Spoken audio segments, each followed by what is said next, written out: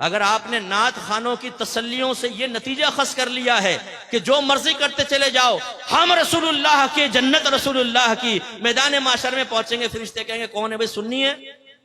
जी जी सुन्नी हो, बस आ जा, जो कुछ किया कोई बात नहीं, तूने चर्स पी, जिना किया, कुछ भी, सुन्नी है ना, सीधे जन्नत में चला जा। जन्नत तो तुम्हारा इंतजार कर रही है। अगर ये ख्वाब आपको दिखाए गए हैं तो खुदारा मुफ्ती मुनीब रवान साहब के इस कौल पर अमल कर ले।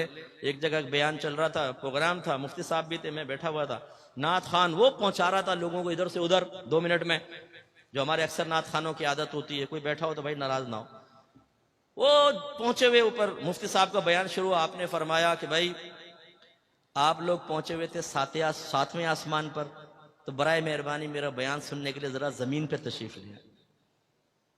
तो हमारे सुन्नियों का यह मामला है, हमारे लड़के चर्स पिए, मवाली हों, नमाज पढ़े ना पढ़ें, पूरी रात नातिया महफिल में बैठे, फजर का वक्त आए तो घर में चले जाएं, जमात छोड़ दें, नमाज फर्ज तर्क कर दें, जमात वाजिब नमाज फर्ज, वो फिक्र नहीं है, पूरी रात नात खानी में बैठे, और यकीन क्या दिलाया जाए, तुम सरकार की मोहब्बत में आए हो। जो सरकार की मोहब्बत में आता है सरकार उसे प्यार से देखते हैं, और जिसे सरकार प्यार से देखें क्या वो जहन्नम में जाएगा? सामने कहते हैं नहीं नहीं, तो बस हमने तुम्हें जन्नत तक पहुंचा दिया शॉर्टकट के जरिए। ये ख्वामका तालीम हासिल कर रहे हैं, ये नमाज पढ़ रहे हैं, ये रोजा रख रहे हैं, ये गुनाह से बच रहे हैं, ये बेचारों को तो पता नहीं।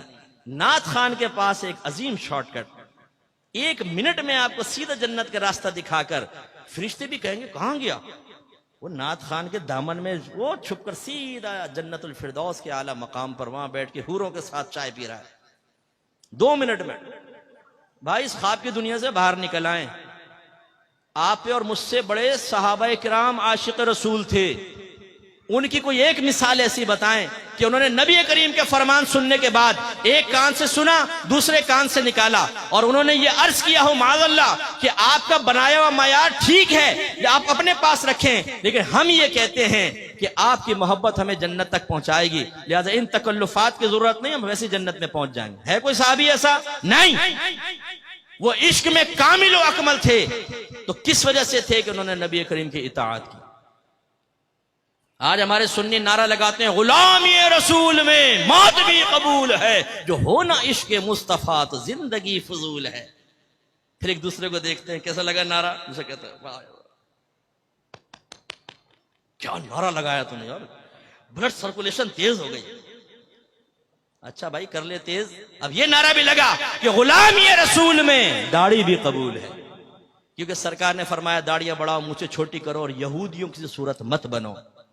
ये नारा लगा गुलामी रसूल में बाकायदा इल्म दीन सीखना भी कबूल है, कि आपके नबी ने फरमाया तलबुल इल्मी फरीदतुन अला कुल्ली मुस्लिम, इल्म का हासिल करना हर आकिल बालिग मुसलमान मर्द और औरत पर फर्ज है।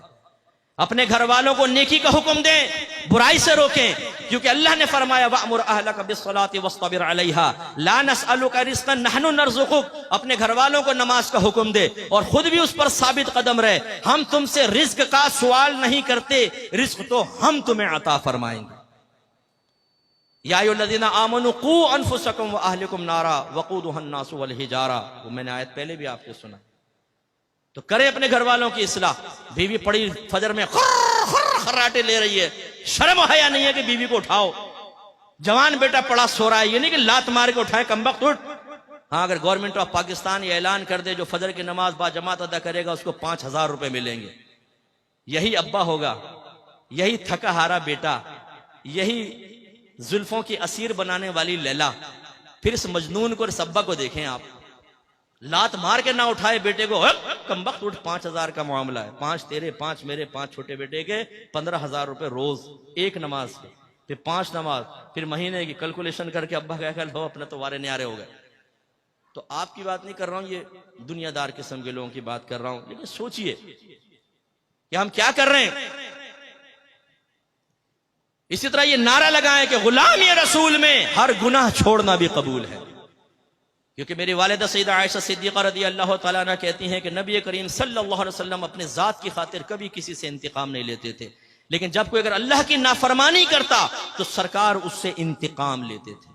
इंतकाम का मतलब उस पर सजा जारी करते थे, इजहार नाराजगी फरमाते थे।